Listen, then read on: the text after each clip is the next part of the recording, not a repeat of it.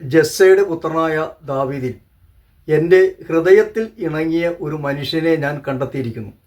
അപ്പോസ്തല പ്രവർത്തനം 13:22. ദൈവത്തിൻ്റെ ഹൃദയത്തിൽ ഇണങ്ങിയ മനുഷ്യനാണ് ദാവീദ്. ദാവീദ് രാജാവ് ദൈവം തിരഞ്ഞെടുത്ത ഒരു അഭിഷിക്തനാണ്.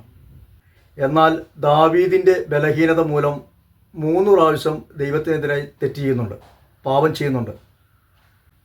എന്നാൽ ദാവീദ് അനുതപിച്ചു, പശ്ചാത്തപിച്ചു, ദൈവത്തിലേക്ക് തിരിച്ചു വന്നു.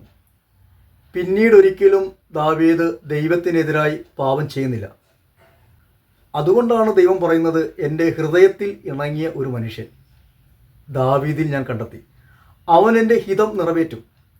സഹോദരങ്ങളെ, നമ്മളും ദൈവത്തിൻ്റെ ഹൃദയത്തിൽ ഇണങ്ങിയ വ്യക്തികളായി മാറാൻ ദാവീദിനെ പോലെ പശ്ചാത്തപിക്കാം, അനുതപിക്കാം, തിരിച്ചു വരാം.